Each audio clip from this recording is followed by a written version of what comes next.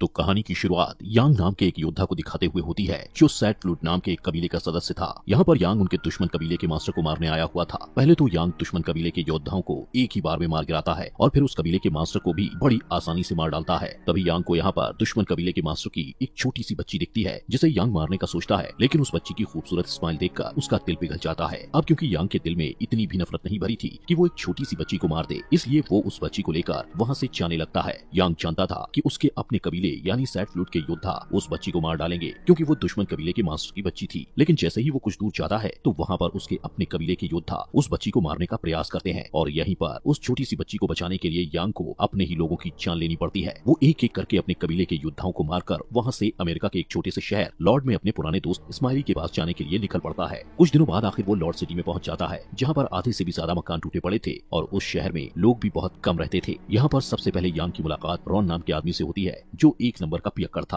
वो हर समय दारू के नशे में टुन रहता था। तभी वहाँ पर एट बुल आता है। यांग उसे अपने दोस्त की फोटो दिखाकर उसका एड्रेस पूछता है, जिस पर एट बुल उसे बताता है कि आपके दोस्त स्माइली की तो 3 साल पहले ही डेथ हो गई है और वो यहाँ पर एक लॉन्ड्री चलाता था। एट बुल यांग को उस लॉन्ड्री तक पहुँचाकर वहाँ से चला जाता है। वहीं उस लॉन्ड्री में यांग की मुलाकात लिन नाम की एक लड़की से होती है जो अब तक उस लॉन्ड्री को चला रही थी। लिन पूछती है कि तुम स्माइली को कैसे जानते हो, जिस पर यांग उसे बताता है कि स्माइली मेरा बचपन का दोस्त था। तभी लिन उससे पूछती है कि क्या तुम अपनी बेटी के साथ अकेले ही आए हो, जिस पर यांग उसे कहता है कि ये मेरी बेटी नहीं है, इसके पेरेंट्स मर चुके हैं। ये सुनकर लिन को काफी दुख होता है, इसीलिए वो उस बच्ची का नाम अप्रैल रखती है। लिन उसे कहती है कि तुम यहाँ पर रह सकते हो लेकिन तुम्हें लॉन्ड्री के काम में मेरा हाथ बटाना पड़ेगा। यांग कहता है कि मुझे ये काम नहीं आता, जिस पर लिन कहती है कि कोई बात नहीं, मैं तुम्हें लॉन्ड्री का काम सिखा दूंगी। अगले दिन यांग उस लॉन्ड्री में बैठा होता है कि तभी वहाँ कुछ लड़के आकर उसको कपड़े धोने के लिए देते हैं और साथ ही उसका काफी मजाक भी उड़ाते हैं। लेकिन उनको ऐसा करते देख एट बुल वहाँ आकर उनको वहाँ से भगा देता है और यांग को खाना खिलाने के लिए अपने साथ ले जाता है। रास्ते में यांग लिन को निशानेबाजी की प्रैक्टिस करते देखता है और फिर वो सभी खाना खाने के लिए आगे चले जाते हैं। अब ऐसे ही यांग धीरे धीरे खुद को यहाँ के माहौल के हिसाब से ढालने लगता है। वो लिन के साथ लॉन्ड्री में हेल्प करवाता है, उन लोगों के साथ खेलता कूदता है और इतना ही नहीं, वो इस बंजर रेगिस्तानी जमीन पर फूलों का बगीचा भी बनाने लगता है जिसमें सभी उसकी मदद भी करते हैं और कुछ महीनों बाद उसके बगीचे में बहुत सारे फूल भी उग जाते हैं। वहीं सभी लोग उस छोटी बच्ची अप्रैल को बहुत प्यार करते थे। यहाँ पर रहते हुए अब यांग को समझ आ जाता है कि किसी भी चीज को मिटाना कितना आसान होता है, लेकिन वहीं उस चीज को बनाने में बहुत ज्यादा मेहनत और टाइम लगता है। एक दिन जब यांग एट बुल के साथ कार्ड्स खेल रहा होता है तो वो लिन को 1 साल के बच्चे की कब्र पर फूल चढ़ाता देखता है, जिससे वो एट बुल से पूछता है कि वो किसकी कब्र पर फूल चढ़ा रही है, जिससे एट बुल उसे लिन के बारे में बताता है कि जब लिन 16 साल की थी तो एक कर्नल नाम का डाकू अपनी गैंग के साथ इस शहर में घुसकर लोगों को लूटता और मारता था। उस डाकू की एक सबसे गंदी हरकत ये थी कि वो शहर में जितनी भी लड़कियां होती थी उनको एक कतार में खड़ा करके उनके दांत चेक करता था और जिस लड़की के दांत साफ सुथरे और पूरे 32 होते थे उसके साथ वो जबरदस्ती करता था।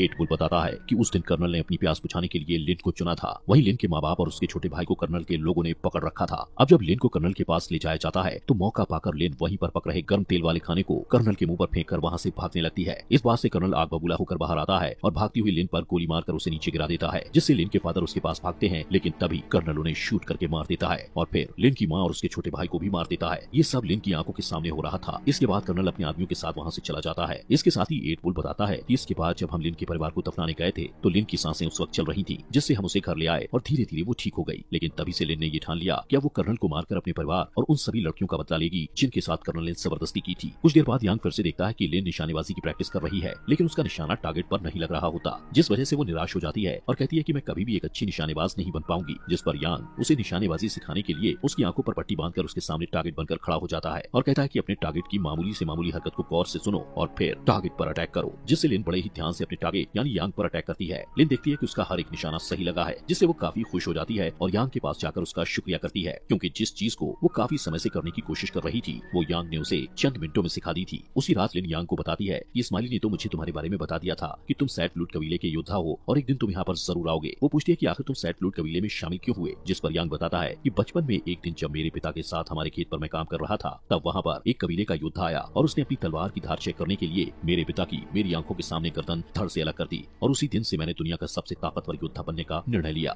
इसके बाद यांग लिन को अपनी तलवार दिखाता है जो मियान के साथ पूरी तरह से सील की हुई थी। यहाँ पर यांग लिन को अप्रैल के बारे में सब सच बता देता है और कहता है कि अगर मैंने इस तलवार को मियान से बाहर निकाला तो इस तलवार से मैंने जितने भी लोगों को मारा है उन सभी की रूहें रोने लगेंगी, जिनकी आवाज सुनकर मेरे अपने कबीले यानी सैट फ्लूट के योद्धा यहाँ पर अप्रैल को मारने के लिए आ जाएंगे। इसके बाद यांग लिन को कई दिनों तक तलवारबाजी सिखाता है और फिर क्रिसमस का दिन आ जाता है जिसे ये लोग बहुत ही खुशी से नाचते गाते हुए मना रहे होते हैं। लेकिन तभी कर्नल अपने आदमियों के साथ वहाँ पर आकर उन लोगों पर अत्याचार करने लगता है। वो लोग जोकर बने हुए आदमी के सर पर पानी की बाल्टी रखकर उस बाल्टी पर शूट करते हैं, जिसके बाद कर्नल उसके सर पर एक ग्लास ड्रिंक रख देता है और जैसे ही वो उस ग्लास पर शूट करने लगता है तभी वहाँ रॉन नशे की हालत में आकर पहले उस ड्रिंक को पीता है और फिर कर्नल का मजाक उड़ाने लगता है, जिससे कर्नल को काफी गुस्सा आता है। वो अपने एक आदमी को कहता है कि इसको घोड़े के पीछे बांधकर घसीटते हुए घुमा कर लेकर आओ। इसके बाद कर्नल शहर की सभी लड़कियों को एक कतार में खड़ा करके उनके दांत चेक करने लगता है। इसी दौरान उसे एक औरत के दांत साफ सुथरे और पूरे दिखते हैं, लेकिन वो औरत शादीशुदा थी, इसलिए कर्नल उसे उसके पति के साथ ही गोली मारकर मार देता है। तभी कर्नल की नजर उनकी बेटियों पर पड़ती है। वो अपने आदमियों को कहता है कि इन दोनों को अच्छे से नहला सजाकर मेरे पास लेकर आओ। लेकिन कुछ देर बाद उन दोनों की जगह लिन अच्छे से सजकर कर्नल के पास आती है, और जब कर्नल के आदमी वहाँ से चले जाते हैं तो लिन अपना चाकू निकालकर धीरे धीरे कर्नल की तरफ बढ़ती है, और जब वो उसे मारने ही वाली होती है तो कर्नल पहले ही उस पर गन पॉइंट करके खड़ा था। कर्नल उसे बताता है कि मैं तेरी सुगंध सुनकर ही समझ गया था कि तू वही 16 साल पहले वाली लड़की है। वहीं ईट बुल भागता हुआ यांग के पास जाकर उसे बताता है कि लिन अकेले ही कर्नल को मारने चली गई है। अब लिन को बचाने के लिए यांग को आखिरकार अपनी म्यान तलवार से बाहर निकालनी ही पड़ती है, जिससे सैड फ्लूट के मास्टर को यांग के बारे में पता चल जाता है और वो बड़ी तेजी से अपने योद्धाओं के साथ उसकी तरफ जाने लगता है। वहीं लिन को कर्नल के आदमियों ने पकड़ रखा था और कर्नल लिन के साथ जबरदस्ती करने ही वाला होता है कि तभी यांग वहां आकर उन सबको अपनी तलवार से गाजर पूली की तरह काटकर कर्नल को मारने लगता है। तो लिन उसे कहती है कि इसे मैं अपने हाथों से मारूंगी। उन दोनों की इस बातचीत का फायदा उठाकर कर्नल लिन को ढाल बनाकर विंडो से नीचे कूद जाता है और अपने घोड़े पर सवार होकर वहां से भागने लगता है। तभी लिन उस पर जोर से चाकू फेंक कर उसे वहीं मार गिराती है, लेकिन ये लोग देखते हैं कि ये कर्नल नहीं है और कर्नल उनको चकमा देकर वहां से भाग गया है। इसके बाद यांग लिन को कहता है कि मेरी तलवार म्यान से बाहर निकल चुकी है, इसलिए मेरे कबीले के लोग यहाँ पर किसी भी वक्त आते ही होंगे, इसलिए मुझे यहाँ से जाना ही होगा, वरना तुम सब लोग मेरी वजह से मारे जाओगे। ये सुनकर एट बुल उसे कहता है कि कर्नल यहाँ से भाग चुका है और वो अपने दुगने से भी ज्यादा आदमी लेकर हम लोगों को मारने वापस जरूर आएगा, और अगर तुम भी यहाँ से चले जाओगे तो हम कर्नल का मुकाबला कैसे करेंगे। तभी एक आदमी बोलता है कि हम बिना किसी हथियार कर्नल का मुकाबला कैसे करेंगे, जिस पर एट बुल रॉन की तरफ इशारा करते हुए कहता है कि इसके पास कुछ खास है। इसके बाद रॉन उनको अपनी वाइफ की कब्र खोदने को कहता है और उसकी वाइफ की कब्र में उन्हें रॉन के द्वारा छुपाए गए बहुत सारे हथियार मिलते हैं। दरअसल रॉन की वाइफ ने मरते समय उसको एक वादा करने को कहा था कि वो जिंदगी में कभी भी हथियार नहीं उठाएगा, लेकिन अब मजबूरी में रॉन को अपनी वाइफ से किया हुआ वादा तोड़ना पड़ता है। इसके बाद वो सभी लोग उन बंदूकों को चलाने का अभ्यास करने लगते हैं। अगले दिन कर्नल अपने बहुत सारे आदमियों के साथ उनकी तरफ आ रहा होता है। उधर यांग अपनी तलवार निकालकर उनके सामने खड़ा था, वहीं रॉन एक ऊंचे टावर पर उन पर निशाना साधे खड़ा होता है। अब जैसे ही कर्नल अपने आदमियों के साथ शहर में एंटर होता है तभी रॉन एक डायनामाइट पर शूट करके उसे ब्लास्ट कर देता है, जिससे कर्नल के काफी सारे आदमी मारे जाते हैं और चारों तरफ धुआं फैलने की वजह से यांग कर्नल के आदमियों को मारने लगता है। वहीं रॉन भी कर्नल के आदमियों पर शूट कर रहा होता है, जिससे कर्नल अपने आदमियों को रॉन को मारने के लिए टावर पर भेजता है, लेकिन कर्नल के आदमियों के वहां पहुंचने से पहले ही रॉन रस्सी के सारे वहां से नीचे उतर जाता है। तभी उस जगह पर रॉन का लगाया हुआ डायनामाइट ब्लास्ट हो जाता है, जिससे कर्नल के कुछ आदमी मर जाते हैं। इसी बीच वहां सैड फ्लूट का मास्टर सैड फ्लूट के योद्धाओं के साथ एंट्री करता है, जिन्हें देखकर सभी डर जाते हैं।